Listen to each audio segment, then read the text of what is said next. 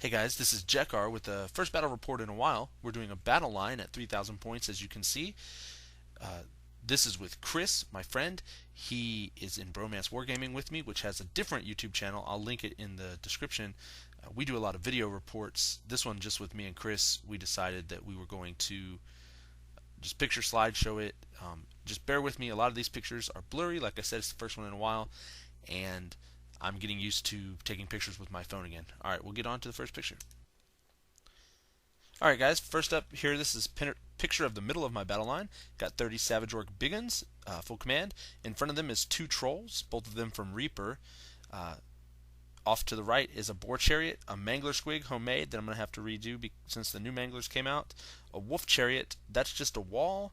We've got a Rock Lobber in the back, and 6 Trolls that I didn't have time to put up front. Here's a picture of my left flank. You can see the Trolls and the Savage Orcs again. We've got up front is 30 Black Orcs with full command. We've got a unit of 30 Night Goblins that has my BSB and my Orc Great Shaman General. The Night Goblin has the Standard of Discipline, so that unit, that's the only 2 characters I have in my army. So it's 300 points. The Shaman has the Dispel Scroll and the Iron Curse icon. Behind is a Doom Diver, another Doom Diver, and a second Rock Lobber. There's a Chariot that didn't really fit anywhere else, a Goblin Chariot in the back that didn't fit anywhere else, a Boar Chariot up front, and then I've got my unit of 50 or 49 Night Goblins with nets and spears, and then the Vanguarded Wolf Riders right up front. Over here, this is my right flank. You can see the Arachnarok Spider, another Mangler, a Chariot in front of that fence, which I'm not sure you could see before, a unit of 26 Squigs with 9 Handlers, and a unit of Wolf Riders up there by the door, which we're using as an Idol of Gork. It's not a very good Idol of Gork, but that's what we got, so deal with it. This is my opponent's left flank, my right flank. This is 2 single drop Saber Tusk and a Giant. This is going to go across from the Squigs that you saw just a second ago. Here is the majority of my opponent's lines. He's got a unit of 4 Lead Belchers in that building, an Iron Blaster out front. In front of the building, I don't think you can see, there's a 3rd unit, so there's 3 units of Noblars up front. They have Trappers and Musicians. I think he put Champions in there to meet Core. He's a little under. You can see right to the right of the building is a unit of 11 Iron Guts. They have full command, and I believe they have no, they're not the ones with the Dragonhide banner. The guy up front on the right is a Slaughtermaster. He's level 3 on Lore of the Great Maw. Next to them is a unit of 8 Maneaters with a BSB and his Tyrant. They have the Dragonhide banner. And next to them, unpainted, you can see on the far right side of the picture here, is a unit of 4 Mournfang with a Standard and perhaps a Musician. I'm not actually 100% sure on that. This is just a better picture. You can see where his stuff is in relation to my stuff. The pile of rocks in the center we called impassable. Again, the unit on the left is the Iron Guts. The unit on the right is the Maneaters. They have Stubborn and Swift Stride, and then butted up against the table edge are his Mournfangs. So Chris went ahead and went first. He took the bait, went ahead and charged the Goblins with his Mournfangs. I actually was not sure when I put them there. I thought that he would have to complete a different way, but that's fine. I was thinking also that he would have to pursue me off the board for some reason. I'm not really sure why. I thought that I would have anybody left for him to pursue. That was really dumb of me. So anyway, there's me giving away 50 points, but woo! Magic was uneventful, but you can see that I'm missing a Chariot and a Fence, and that's thanks to the Iron Blaster. My Ragnarok is safe for this turn, although the Chariot did not stop the cannonball from hitting the fence and exploding it, so that was kind of fun. Of course, we knew this was going to happen. They killed the Wolf Riders, I think even with the impact hits, and then they reformed instead of overrunning. Again, not sure what I was thinking. You can see that he pushed everything else up, trying to get in range, pushing the Noblars out in front to stop me from getting to the Ogres easily. So in my turn, I charged the Boar Chariot and the Night Goblins at the bottom of the picture into the Mournfangs. I really didn't need that far with the Night Goblins. I think I needed a 7 or an 8, but I thought it was worth it to to get them and the chariot in. Maybe I'd break them through static res and impact hits and all that jazz. Probably not the best idea I've ever had, but I thought maybe if I could net them as well, things might turn out alright. But of course they failed, and the boar chariot is sitting there alone, so let's just hope that he can do some damage by himself. This picture from my right flank just shows that I was able to complete against one of the saber tusks with my unit of wolf riders, and so hopefully I'll kill that saber tusk and scare off the second one and be able to reform and harass a giant. So this went really well for me. There's my Foot of Gork template. As you can see, there used to be 12 models in the Iron Guts, and now there's 5. One of them has taken a wound, and that is just, oh no, that's not the Iron Guts, that's the Man-Eaters. So there was 10 models in that unit, and now there are 5, and I've done a bunch of wounds. That's with the Foot of Gork. Off to the right-hand side, you can see the unit of Iron Guts that did have 12, and now I think has 8. Well, so 7 plus the guy, and then it's just really, really nasty. It just kept stomping. I think I got 7 or 8 stomps. And here, in an effort to be fair and not be a complete jerk in a friendly game, I just didn't keep stomping on those units. I stomped once on the Iron Guts, I stomped once on the Man-Eaters, and I stomped once on the Iron Blaster here, and I did 3 wounds to it. So, and then I stopped. So, I mean, I'm trying to be nice even while that spell is brutal. My shooting didn't accomplish very much. As you can see, there used to be 2 Doom Divers here. They both misfired and they both exploded. So in my head, I just imagined that they turned towards each other and flung the Doom Diving Goblins at themselves and destroyed themselves that way. It's a little funnier to me than just having the machines break down and squash everybody. So this combat with the Wolf Riders and the Saber Tusk went really well.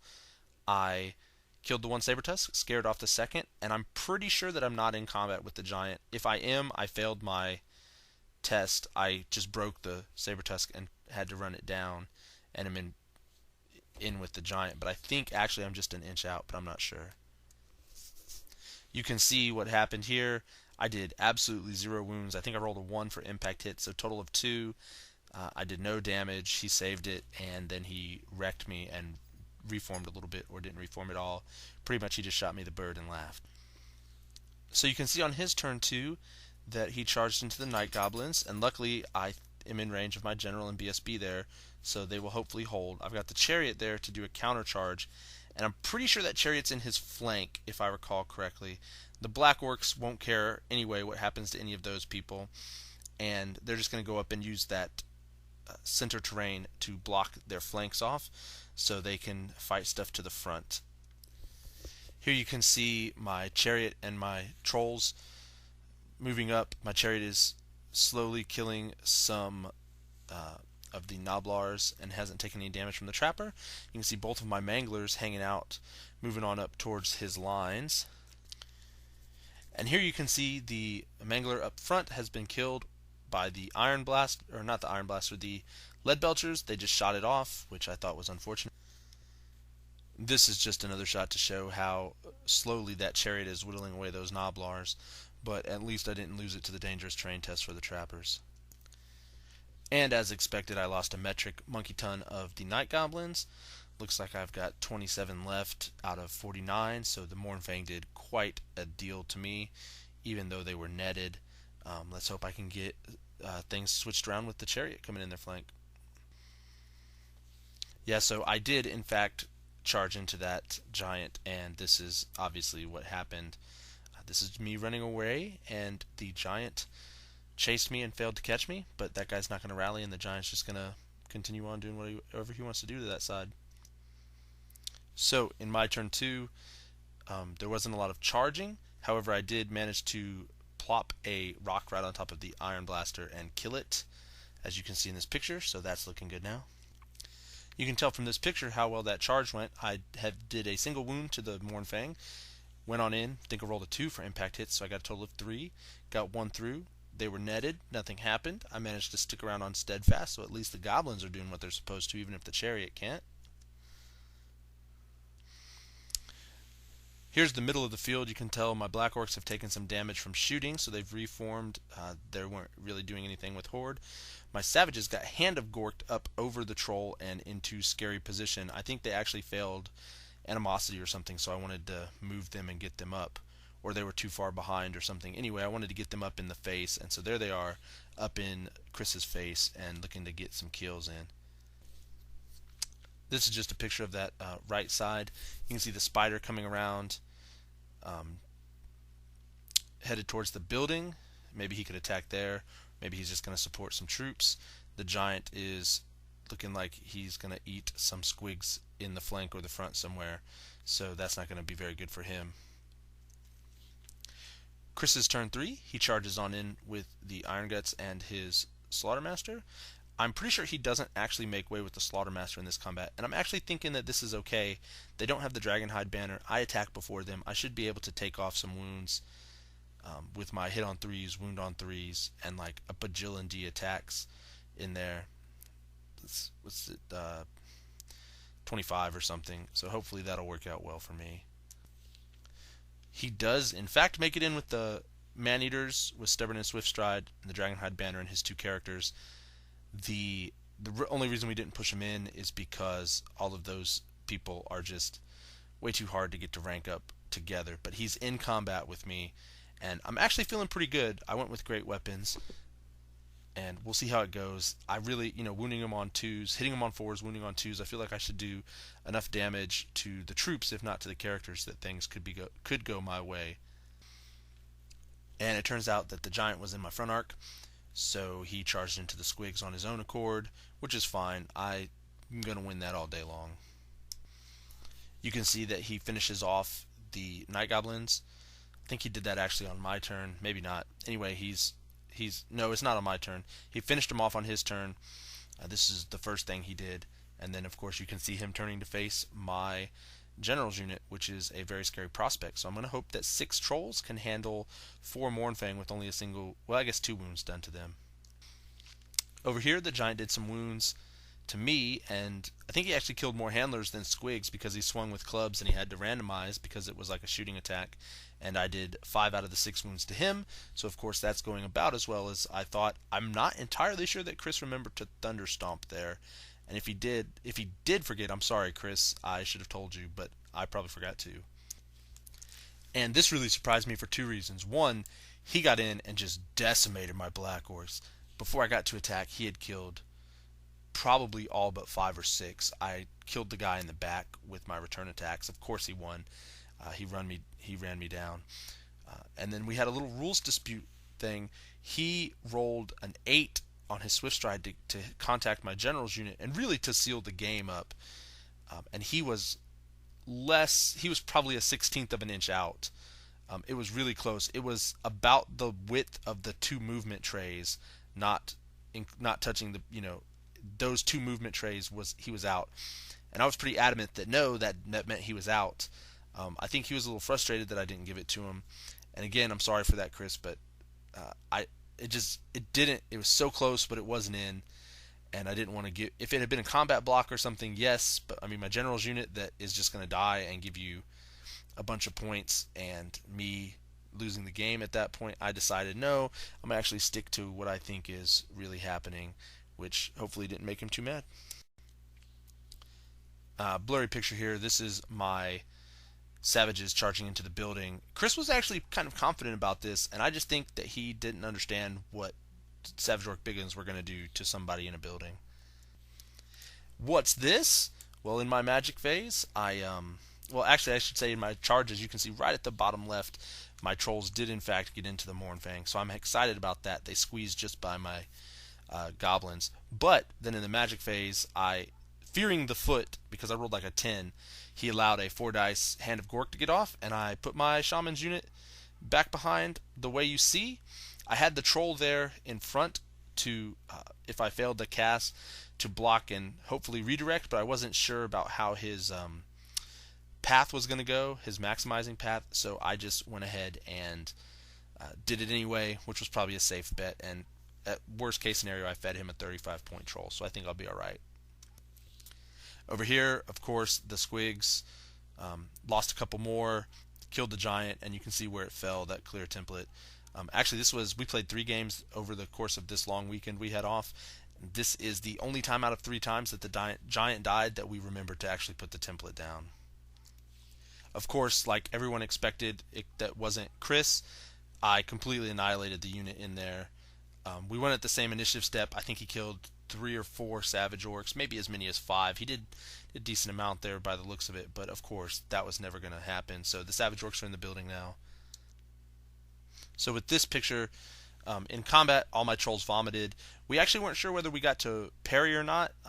We were both unsure because the vomit ignores armor, whether you'd get your parry ward. It was kind of up in the air. We 4-upped it, and it came up that you don't. So that may be wrong, but as you can see, I got 5 trolls, and I just reformed them to get them wider, make sure they were steadfast longer against the Mournfangs. In his next turn, he charged into the troll that I had offered him with his iron guts and killed it easily and overran. My spider is up there looking at him, which you haven't got many pictures of, but you'll see it here in a second. And I did like 1 wound with my vomit, or I did no wounds with the vomit, and he killed a troll or something, so I fled, but I got away thankfully. So getting down to the wire, not really knowing what else to do. Like I said, my opponent Chris charged that troll and overran. So here in my turn, I think this is turn 5, I ran in. I got a chariot in the flank, a troll in the butt. Oh, he actually overran into the troll. That's right, because this prompted our discussion about the Dragonhide banner working on units that weren't actually the recipient of a charge, which it does, and I was really frustrated about that. But he's definitely has charged into my spider and then received charges also at the same time. As you can see in my turn 5, luckily my trolls have turned around and are looking down those Mournfang again. We're going to hope for round 2 to be a little bit better. Hopefully we can make more than 0 vomits. In shooting, the Mournfang were just out, or just inside 12 inches. The center of the template was just outside of 12, so I put the center down right inside, or right outside the Mournfang, so that one was being touched by the non-center, and it drifted back and hit a Mournfang and killed it. So that was excellent. Now the trolls are doing really well. So this is my turn 5, and you can see, I don't think you can see that dice very well. The dice on the Arachnarok he has 3 wounds left out of his 8. Chris really went to town. The Arachnarok and Chariot responded by combining to kill his general, and they did a bunch of wounds to the unit as well. The Arachnarok actually got hit with the breath weapon and is always strike last next turn. So Chris is going to try and kill him before I get a chance to do anything else again. So in Chris's turn 6, he charges in, of course, and I do a couple wounds to the Mournfangs. I regen everything like a boss, so my trolls win and the Mournfangs stick around.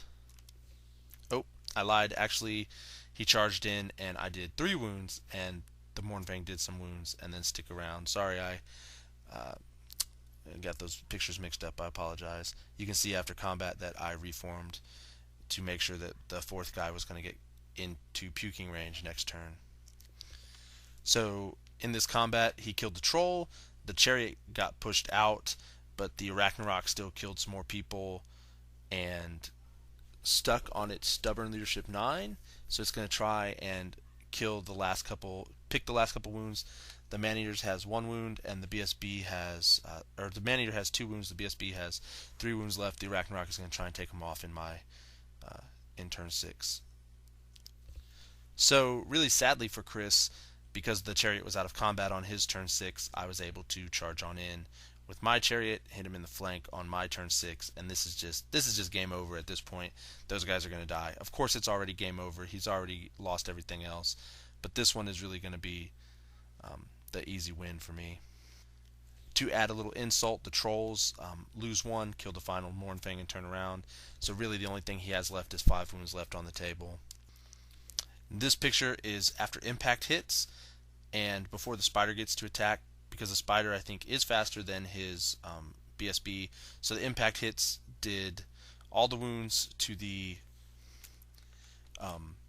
man-eater that it needed to, and it did 2 wounds to the BSB. So can the Arachnarok do 1 wound to the BSB? Of course it can. Now, if just for funsies, I rolled the Venom Surge. It auto wounded. It rolled a 6.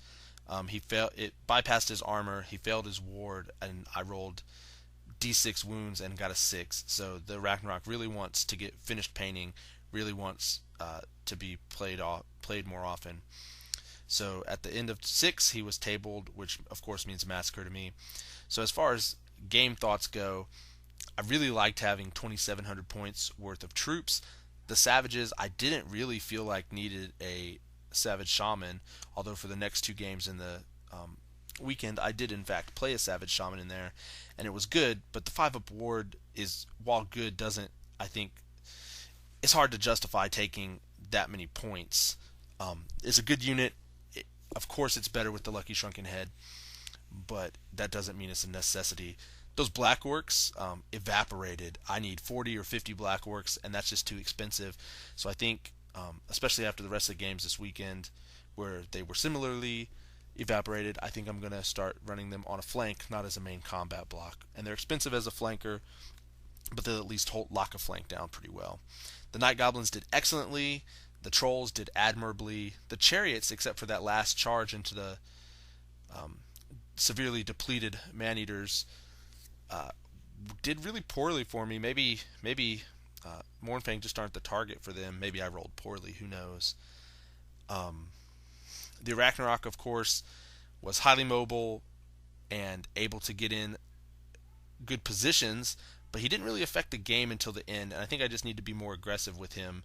But a lot of the game was chaff fights in the middle, the Chariot chaff fight, some Trolls beating up some chaff.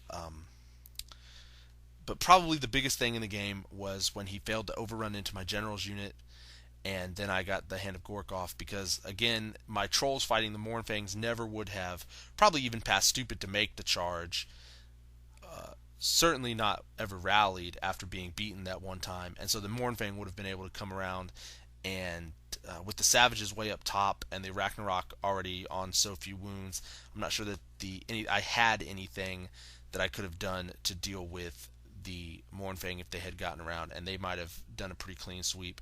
Plus, I mean, my General's unit is just, it's only 120 points or 140 points of Night Goblins with bows, but it's also, the 300 points I have in character, so plus 100 points for the General, plus the banners.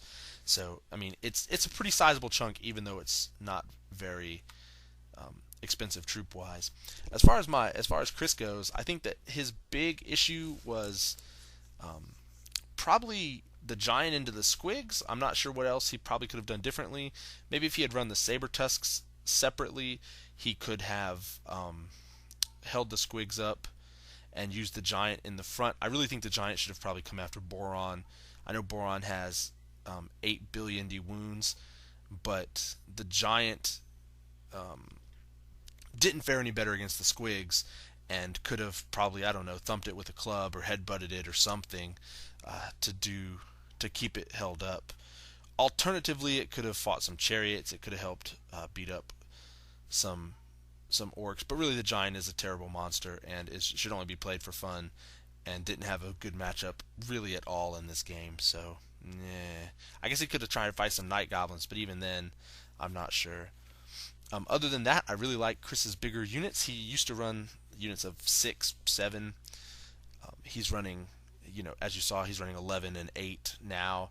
I like that a lot more. I like that he's more aggressive with the Noblars and not letting them get in the way of his charges that he wants. He's forcing other people to deal with the Noblars. So, kudos to him on a hard-fought game. And yes, it was mostly decided by the magic phase, the first foot that severely depleted those units to the point where I could wipe them up in a couple combat rounds, and the hand that teleported me out of danger. But that's what you get. I mean, he did fail his Hellheart roll on a crucial magic phase, and he didn't have a second wizard for the Dispel Scroll, and we talked about it. I think he's going to use the scroll and replace the Hellheart with the Armor of Destiny on his Tyrant. Anyway, I hope you guys enjoyed it. I'm glad to be back making these reports. Hopefully you guys will get some more here pretty soon. And that's it for me. Goodbye.